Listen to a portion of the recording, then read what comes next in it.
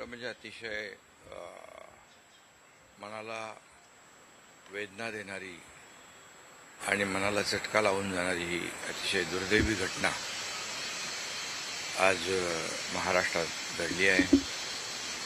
खरं म्हणजे असं कुणाच्या स्वप्नातही वाटलं नसेल की अजितदादा एवढ्या लवकर आपल्यातून जातील. ही महाराष्ट्रासाठी अतिशय दुःखद आणि दुर्दैवी घटना अजितदादांच्या जाण्याने झालेली आहे. खरं म्हणजे अजितदादा गेले अनेक वर्ष या महाराष्ट्राच्या राजकारणात नेतृत्व करत होते आणि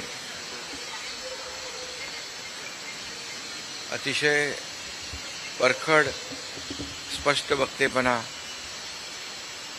आणि प्रशासनावर असलेली त्यांची पकड आपण पाहिलेली आहे.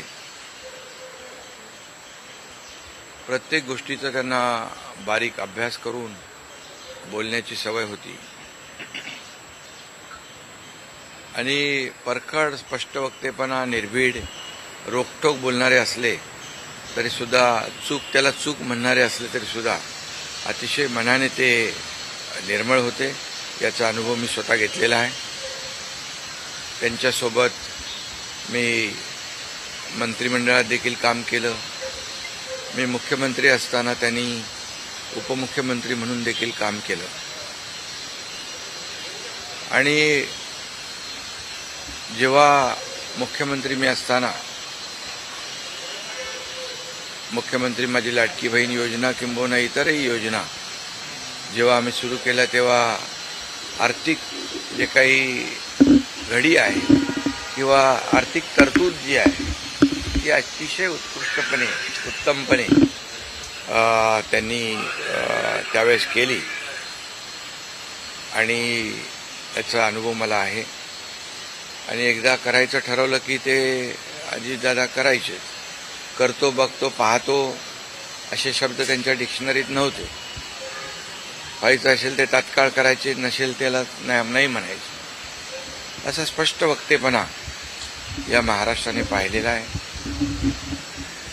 मी असेन, मुख्यमंत्री देवेंद्रजी असतील, अजितदादा असतील, आम्ही टीम म्हणून काम केलं, टीम म्हणून काम करतो. आमच्या वेळाही कामाच्या वेगवेगळ्या, आम्ही पहाटे उशिरापर्यंत काम करतो. अजितदादा पहाटे लवकर काम सुरू करतात, देवेंद्रजी दिवसभर काम करतात. आणि अजितदादांनी 6-6 वाजता देखील अपॉइंटमेंट दिलेल्या अधिकाऱ्यांनी आणि लोकप्रतिनिधींनी पाहिलेल्या आहेत.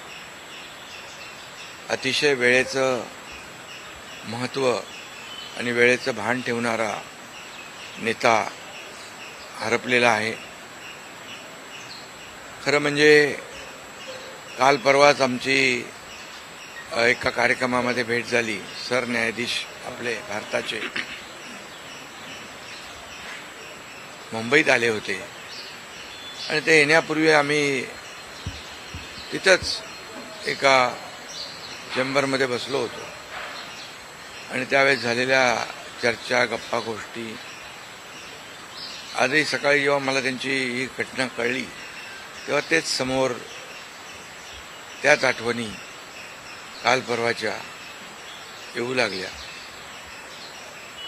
खरं म्हणजे माझ्यापेक्षा ते राजकारणात देखील अनुभवी नेते, गेल्या अनेक वर्षापासूनचा त्यांचा अनुभव, वयाने देखील माझ्यापेक्षा ते मोठे होते माझ्या आणि अनुभवाने देखील.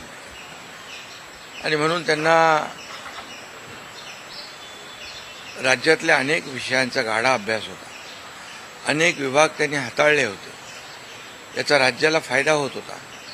मंत्रिमंडळात देखील ज्यावेळेस काही विषय यायचे त्यावेळेस आपल्या राज्याची आर्थिक परिस्थिती अशी आहे, आपल्याला सर्वांना काटकसर करावी लागेल, अशी अगदी निर्भीडपणे सांगणारे अजितदादा देखील आम्ही अनुभवलेत. शिस्तीचा नेता म्हणूनही आम्ही अनुभवलेला आहे. आणि त्यामुळे त्यांच्या जाण्याने फक्त पवार कुटुंबियांचंच नाही तर संपूर्ण महाराष्ट्राचं न भरून येणारं नुकसान झालेलं आहे. आणि माझ्यापेक्षा वयाने मोठे असल्यामुळे एक जी काय आमची गेल्या अनेक वर्षापासूनची जवळीक निर्माण झाली होती, त्यामुळे राजकारणातले आम्ही तिघजण एक टीम म्हणून काम करत असलो तरीसुद्धा एक मोठा भाऊ हरपल्याची गेल्याची भावना देखील दुःख देखील माझ्या मनामध्ये आहे. आणि मी त्यांना भावपूर्ण आदरांजली अर्पित करीत असतानाच मनामध्ये फार दुःखाच्या भावना आहेत. त्यांचं कुटुंब हे दुःख पचवण्याची क्षमता डोंगरा एवढं दुःख आहे, ही क्षमता ईश्वराने त्यांना प्रदान करावी. कुटुंबाचंच नाही तर संपूर्ण महाराष्ट्राचं झालेलं आहे नुकसान.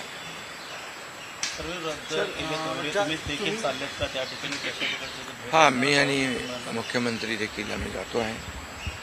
आमचे सहकारी आमच्यातून गेलेत, त्याचं दुःख आहे. म्हणजे सभा होत्या त्याही आज आम्ही रद्द केलेल्या आहे. सर, एक विचार असं वाटतं की तुम्ही आता उल्लेख केला की 2 दिवसांपूर्वी त्यांच्या जवळपास 1-1.5 तास तुम्ही बसलेले होतात, दोघंच खूप गप्पा झाल्या त्या चेंबरमध्ये. असं काही एक त्यांच्या किंवा मंत्रिमंडळात देखील असताना अशी काही त्यांची इच्छा, एखादी योजना किंवा एखादं त्यांना करायचं होतं ते तुमच्याशी त्यांनी शेअर केली, आपण हे करूया मिळून महाराष्ट्रासाठी, असं काही? नाही, आम्ही आतापर्यंत एकत्र जेव्हा तेही उपमुख्यमंत्री होते तेव्हा मी मंत्रिमंडळात होतो.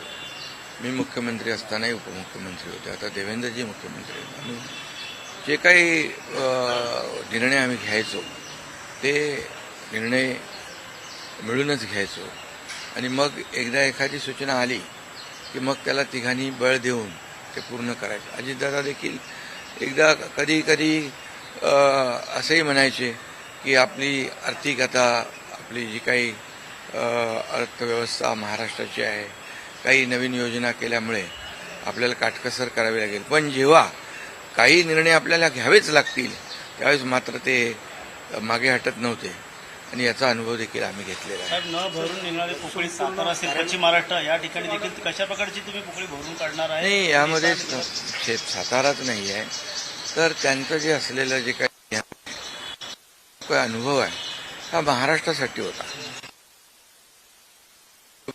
त्यांनी प्रतिनिधित्व केल्यामुळे मला वाटतं फार मोठं नुकसान झालेलं आहे, न भरून येणार. शेवटचा प्रश्न, जे काय जसा हा जो विमान अपघात झाला ज्या प्रकारे, काय वाटतं याची चौकशी व्हायला हवी आणि येणाऱ्या काळामध्ये असे अपघात होऊ नयेत, त्यामुळे बिलकुल याची शेवटी आमच्या सहकार्याचा जीव याच्यामध्ये गेला आहे. 6 लोक मृत्युमुखी पडलेले आहेत. त्यामुळे या विमान अपघाताची चौकशी नक्कीच व्हायला पाहिजे, नक्कीच होईल. कारण यापुढे देखील अशा प्रकारचे अपघात होता कामा नये यासाठी हे गरजेचं आहे आणि त्यासाठी त्याची चौकशी देखील होईल.